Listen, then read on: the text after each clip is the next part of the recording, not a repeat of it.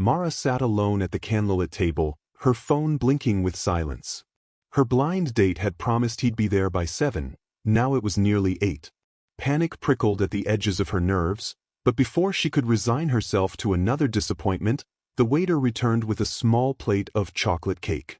"I thought you might need this," he said, his dark eyes steady and unreadable. Before she could respond, a sleek black car rolled to the curb outside. A shadowy figure stepped out, scanning the restaurant like a predator. Mara's heart dropped as recognition flashed in Elliot's eyes.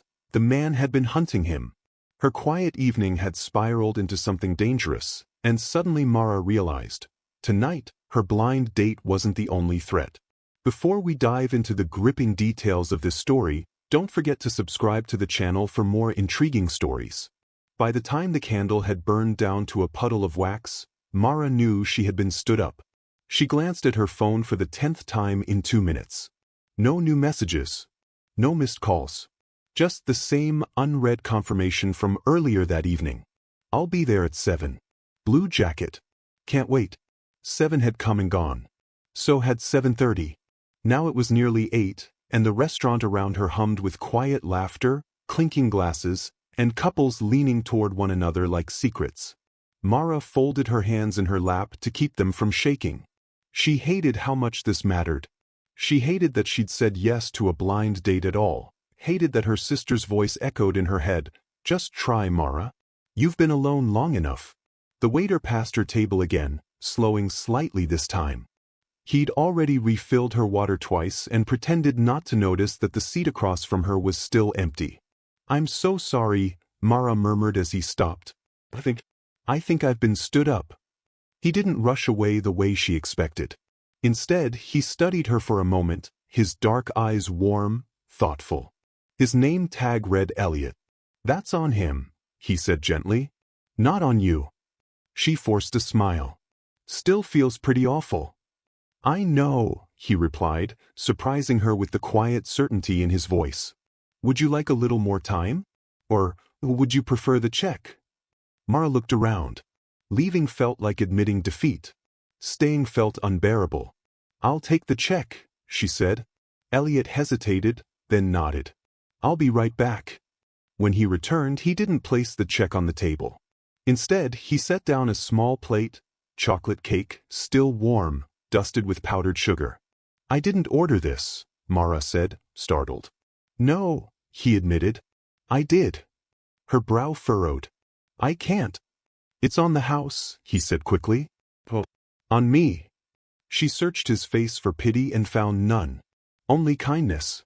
Something steadier. "Why?" she asked. Elliot shrugged, suddenly shy. No one should leave here feeling invisible. Something in her chest cracked open. They stood there, the world narrowing to the flickering candle between them. "Thank you," she whispered. He smiled, and it wasn't the polite curve he'd worn all evening. This one reached his eyes. "You're welcome."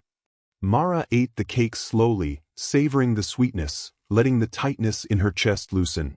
When she finally looked up again, Elliot was still there. "Slow night?" she asked. He chuckled. "Not really. But I figured this table could use some company." She laughed softly, surprised at herself. "So this is you, breaking restaurant protocol?" "Very much so." They talked then, about small things at first. Her job restoring old books. His night classes in architecture. The way the city felt lonelier after midnight. Conversation flowed so easily that Mara forgot to watch the door. Until she heard it open. A man stepped inside, scanning the room with growing panic. Blue jacket. Disheveled hair. His eyes landed on Mara, relief flooding his face. "Mara," he called out. "I'm so sorry I'm late. My phone died and—" The moment shattered. Mara's stomach dropped as she turned back to Elliot, embarrassment rushing in. He was already stepping away, professionalism sliding back into place like armor. "I should get back to work," he said quietly. "Wait," Mara said, standing. "I didn't." But Elliot was already gone. Her blind date rushed over, words tumbling over each other in apology. Mara barely heard him. Her eyes followed Elliot across the room, her heart pounding with something dangerously close to regret. The night ended in awkward conversation and polite smiles. When Mara finally stepped back out into the cold, she felt hollow. She almost didn't hear her name. Mara! She turned. Elliot stood beneath the streetlight, jacket slung over his arm, his expression unreadable. "I was going to let you go," he said. "But I couldn't." Her breath caught. "I didn't plan for him to show up." "I know," Elliot said. "That's not why I'm here." He stepped closer, the city noise fading around them. "I just wanted to know," he continued, voice low, "if you'd still like to finish that conversation sometime." Hope flared in her chest, bright, terrifying. "I would," she said. Elliot reached into his pocket and pulled out a small scrap of paper with his number written on it. As he handed it to her, headlights swept across the street. A car slowed. And from behind her, a voice said sharply, "Mara, who's that?" She turned back toward her date, just as Elliot stiffened. "Wait," Elliot said suddenly, staring past her. "That car." The engine cut off. A door opened, and Mara realized, too late, that something about this night was far from over. Elliot's voice tightened. "That car? I've seen it before." Mara followed his gaze. The sedan idled at the curb, engine humming low, windows tinted too dark for comfort. The driver's door creaked open slowly, deliberately, as if whoever stepped out wanted to be noticed. Her blind date, Caleb, she remembered now, shifted beside her. "Is there a problem?" Before either of them could answer, a woman stepped into the glow of the streetlight. She was tall, elegant, her dark coat cinched at the waist like armor. Her heels clicked sharply against the pavement as she approached, eyes locked not on Mara, but on Elliot. "You didn't think I wouldn't find you," the woman said coolly. Elliot went pale. Mara's heart lurched. "Elliot, do you know her?" He swallowed. "I was hoping you'd never have to." Caleb scoffed. "Okay, this is weird. Mara, if this is some kind of—" "Caleb," Mara interrupted, never taking her eyes off Elliot. "Please. Just give us a second." Something in her voice must have convinced him. With visible irritation, Caleb stepped back, pulling out his phone. The woman stopped a few feet away, folding her arms. "You're hard to disappear, Elliot. Especially when you start playing hero to strangers." "I wasn't playing," Elliot shot back. "I was working." The woman's gaze flicked to Mara then, sharp, assessing. So this is her."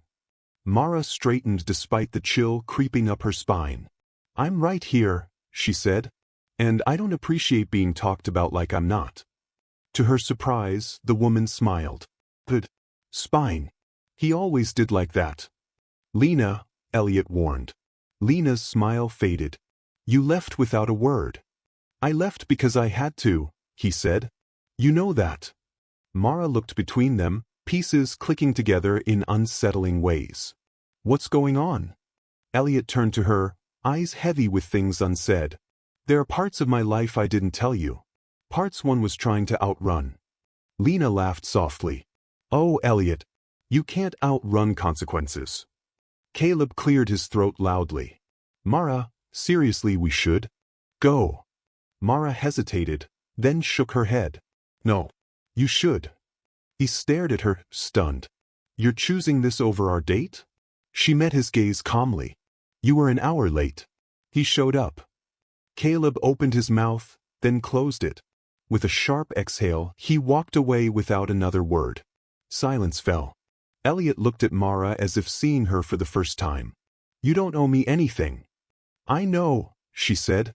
"But I want the truth." Lena tilted her head. "Careful what you wish for." Elliot took a breath. "I used to work for her. For her family. They don't build restaurants or design buildings, they own half the city. When I walked away, they didn't take it well." Mara's pulse quickened. "So why are you here?" Lena's eyes darkened. "Because he took something that doesn't belong to him." Mara's stomach dropped. "What did you take?" Elliot hesitated, then looked directly at Mara. "Proof of something that could ruin them." Lena's smile vanished entirely. "And now," she said softly, "you've involved her." The streetlight flickered. A second car pulled up behind the first. Mara reached for Elliot's hand without thinking, and he didn't let go. Elliot, she whispered, fear and something deeper tangling in her chest. What happens now? His grip tightened. Now, he said as footsteps approached from the shadows, you decide whether walking away tonight is really an option. And for the first time, Mara wasn't sure it was. Mara's fingers trembled in Elliot's grip, the warmth of his hand the only anchor against the chill creeping up her spine. The two cars at the curb were now a menacing presence, their darkened windows hiding faces she couldn't see, but she could feel them watching. Lena stepped closer, her heels clicking like a countdown. You don't understand, she said, voice low and dangerous. This isn't just a game. It never was. Elliot's jaw tightened. I warned you. Mara swallowed hard. Warned me? She asked, her voice barely a whisper. Yes, Elliot admitted, eyes darting toward the shadows where more figures emerged from the street. I couldn't risk bringing you into this. Not until now. Her heart hammered in her chest. You what? Why now? Lena smiled again, but this time it was colder, sharper. Because he brought her here. And you can't protect her anymore. Mara's mind raced. She had no idea who he was, what Elliot had taken, or what Lena wanted from him. But looking at Elliot, his tense stance, the way his hand clutched hers like a lifeline, she realized she didn't care about any of that. She cared about him. A sudden movement drew her gaze to the first car. The driver's door opened again, this time revealing a tall man in a sleek black coat. He stepped onto the sidewalk, his face obscured by shadows, but his presence made the air around them feel electric, dangerous. Elliot's grip on her hand went cold, almost like he was preparing for a fight. Mar, you need to stay behind me. Whatever happens, don't leave my side. She blinked. Elliot, I'm not leaving you. The man in black stopped a few feet away. Elliot Kane, he said, his voice carrying across the street like a blade. I believe you have something that belongs to me. Elliot's eyes darkened. I don't know what you're talking about. The man laughed softly. Don't play games. You've meddled enough. Lena's gaze flicked between Elliot and the stranger, sharp as a hawk's. This is what I meant, she said. Consequences. And now she's here. Mara clutched Elliot's arm, fear and adrenaline coursing through her veins. What does he want? Elliot's lips pressed into a thin line. Everything. And he won't stop until he gets it. The man in black took another step forward. The streetlights flickered overhead, casting long shadows that seemed to stretch toward Mara and Elliot. And then, just as tension coiled to its breaking point, the stranger spoke again. Hand it over, or everything you care about ends tonight. Elliot froze, his grip on Mara tightening.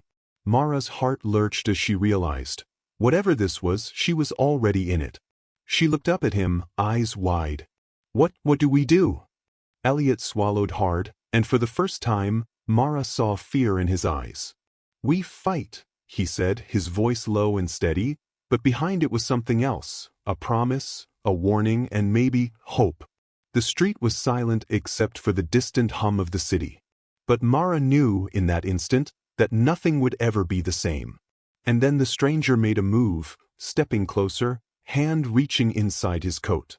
Mara's breath caught. Elliot pulled her back.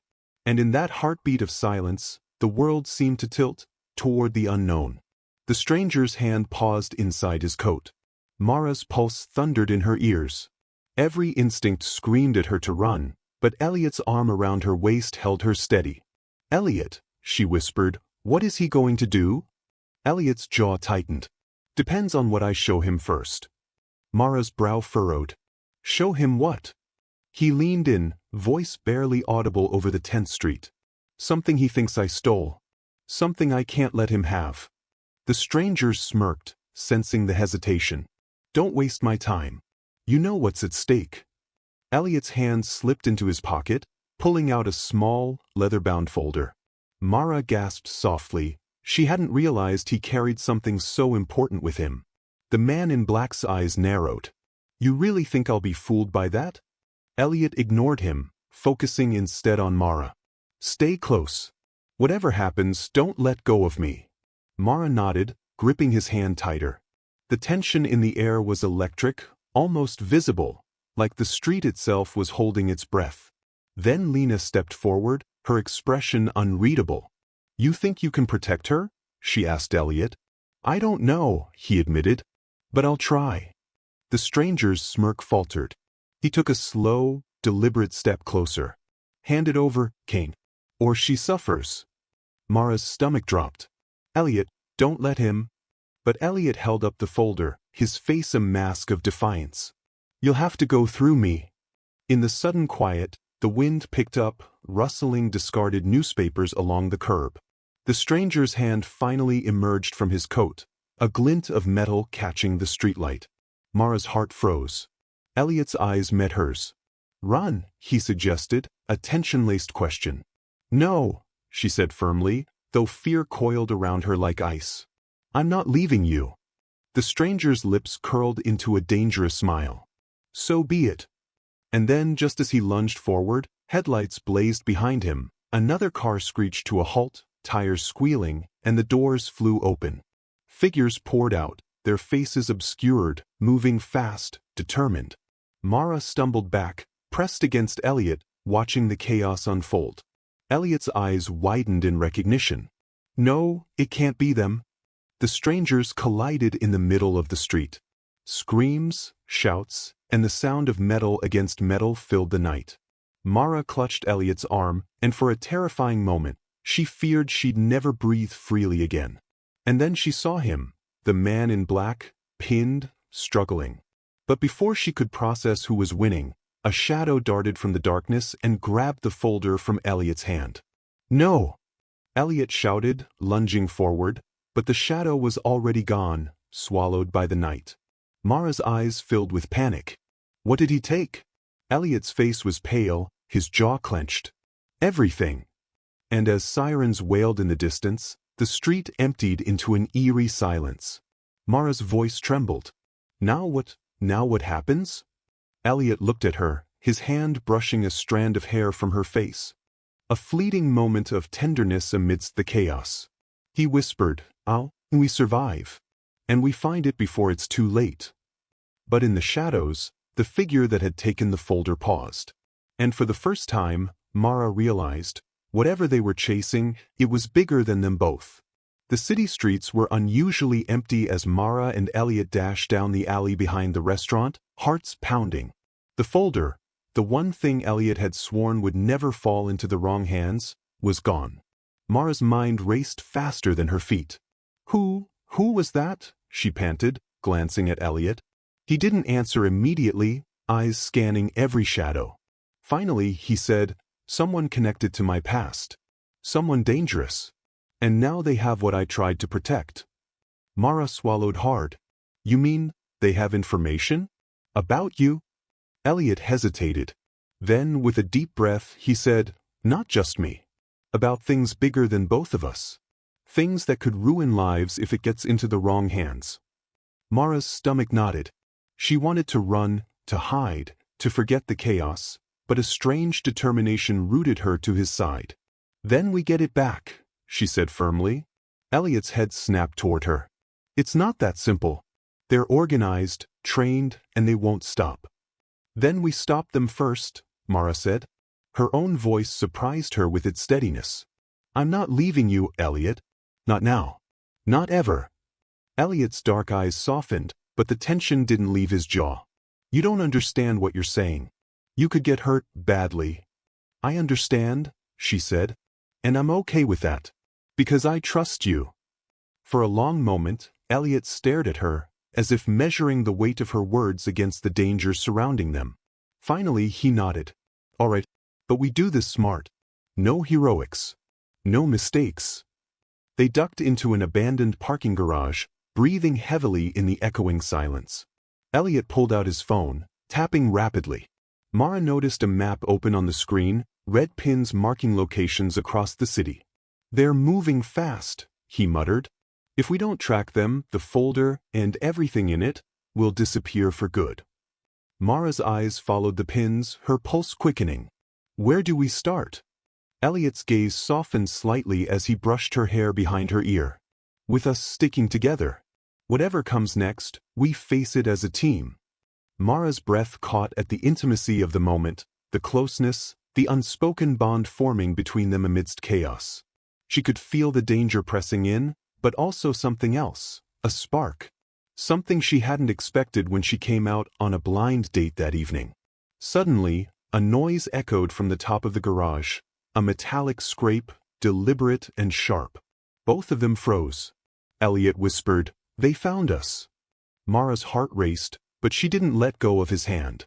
"Then let them come," she said, voice trembling but fierce. A shadow moved above them, a figure stepping from the darkness, disappearing into another level of the garage.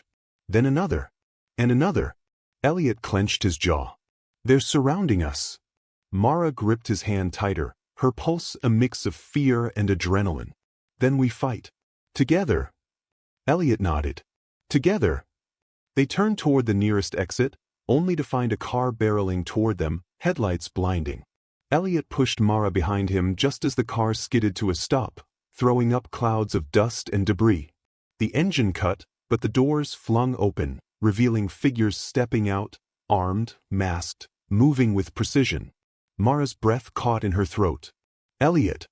He pressed a finger to his lips, scanning their opponents. "No sudden moves. Trust me." The masked figures spread, hemming them in, and for a terrifying moment, Mara felt the full weight of danger pressing down on them. Then, through the chaos, a voice rang out, sharp, commanding, familiar. "Mara Kane, step aside. He's mine." Mara froze. The voice wasn't Elliot's. Her blood ran cold. And as the first masked figure lunged, she realized that tonight, nothing, and no one, was as it seemed. The masked figures advanced with precision, their footsteps echoing in the empty garage. Mara's heart pounded so loudly she could feel it in her throat. She pressed herself behind Elliot, who moved like a shadow, assessing, calculating. "Mara," he whispered, "stay close. Follow my lead." She nodded, gripping his arm. The adrenaline surged, fear and something else, something dangerously close to exhilaration, coursing through her veins. The first figure lunged, but Elliot was faster. With a swift motion, he grabbed the attacker's arm and twisted it, sending him sprawling across the concrete. Mara gasped, instinctively stepping back, but Elliot grabbed her hand. "Don't look away," he said. A second figure charged. Elliot intercepted again, his movements precise, practiced, trained. Mara realized, with a sudden jolt, that the waiter who had handed her cake was far more than he seemed. This wasn't just kindness, this was skill, discipline, danger masked beneath charm. But there were too many. They were closing in. Mara's mind raced. Then she remembered the abandoned cars at the far end of the garage. Elliot. The cars, use them. He understood instantly. They sprinted together, weaving between the masked attackers. Mara's heart pounded as the echo of footsteps followed them. They ducked behind a car just as a masked figure swiped at Elliot with a metal baton, narrowly missing. And then, from the shadows, the voice returned, the one that had frozen her blood. "Mara Kane, step aside. He's mine." Her stomach dropped. She peered out from behind Elliot and saw him, tall, imposing, his coat dark, face obscured by shadow. Not masked. Commanding. Dangerous. "You won't touch him," Mara said, voice trembling but firm. The man smirked. "And if I do?" Elliot's hand found hers. "Whatever happens next, trust me." The man took a step forward, but then the garage's lights flickered, creating a strobe-like effect that disoriented everyone. Elliot seized the moment. In a blur, he grabbed Mara, yanking her behind him as he lunged at the man. The fight was chaotic, fast, brutal, but precise. Elliot moved with a deadly grace, disarming, striking, deflecting. Mara's fear surged into action. Seeing a loose chain on the ground, she grabbed it and swung it at one of the masked attackers, hitting him squarely in the chest. He staggered back, groaning. Together, Mara and Elliot became a team, her courage fueled by him, his skill amplified by her determination. Finally, Elliot faced the man in the dark coat again. The stranger raised a blade, flashing in the dim light. Elliot dodged, countered, and with a final surge of strength, he knocked the weapon from the man's hand and pinned him to the ground. Breathing heavily, Elliot turned to Mara, eyes blazing but soft with something unspoken. Are you okay? Mara swallowed, heart still racing. I think so. Are you? He smiled, a mixture of relief and something deeper, something tender. Better now that you're safe. The masked figures, seeing their leader defeated, fled into the shadows. Silence returned to the garage. Mara and Elliot stood there, sweat and adrenaline clinging to them, hearts racing in unison. For a moment, the world was quiet, their eyes locked. You saved me, Mara whispered, her voice trembling. No, Elliot said softly, brushing a strand of hair from her face. You saved yourself. And me too. Mara's chest tightened. She stepped closer. Elliot, I don't know what the future holds. But I know I want it with you. He smiled, finally letting the tension of the night melt away. Then we'll face it together. No more running. For the first time all night, they laughed, softly, shakily, but truly. And then, as the city's lights flickered in the distance, Mara realized, tonight, she hadn't just survived. She had found something extraordinary, love in the middle of chaos, courage she didn't know she had, and a man who was no longer a waiter, but her protector, her partner, maybe even her fate. Elliot took her hand, entwining their fingers. Come on. Let's go home. We have a long night to explain to the police, and maybe a lifetime to figure out each other. Mara smiled, letting herself lean into him. Home, together. And for the first time in a long time, she believed it could be real. 3 months later, the city had settled back into its usual rhythm, the hum of traffic, the distant sirens, the warm glow of streetlights, but Mara's life was anything but ordinary. She sat at the same restaurant where it all began, a small table in the corner, a candle flickering softly between them. But this time, the seat across from her was no longer empty, and she didn't feel the nervous tension of waiting. Instead, there was laughter, ease, and a warmth that made her chest ache in the best way. Elliot slid into the seat opposite her, his coat draped casually over the chair, a grin tugging at the corners of his mouth. You're late, he teased, though his eyes sparkled with affection. Mara laughed, shaking her head. I'm not late, I just like making you wait for a change. He leaned forward, resting his elbows on the table, and took her hand. I like it when you make me wait. The city outside hummed softly, but inside their little corner, the world felt completely theirs. Mara thought about that chaotic night, the danger, the adrenaline, the unknown, and she realized it had brought them here, to this quiet, perfect moment. You know, Mara said, brushing a strand of hair from her face, I never thought a blind date could change my life. And I never thought a waiter could be phew. Elliot laughed, a low, warm sound. I suppose I've been hiding a lot behind that apron. You've been hiding, yes, Mara admitted, squeezing his hand, but also protecting. And now we get to start over. Together. No chaos, no shadows. Well, maybe a little chaos, but the good kind. He leaned closer, resting his forehead gently against hers. The kind we choose. Mara's heart fluttered. The kind we choose. They sat in silence for a moment, just breathing, just being, letting the candlelight dance over their hands intertwined. Outside, the city moved on, but for Mara and Elliot, time seemed to have stopped. Then Elliot smirked, a mischievous glint in his eyes. So, about our next adventure, dinner's on me, but I promise no masked strangers this time. Mara laughed, leaning into him, the memory of fear replaced with warmth. I think I can handle that, as long as you're there. Elliot kissed her hand gently. Always. And for the first time in her life, Mara didn't need a blind date to find love. She had found it in the most unexpected place, across a candlelit table, beside a man who had risked everything to protect her, and in doing so, had stolen her heart forever.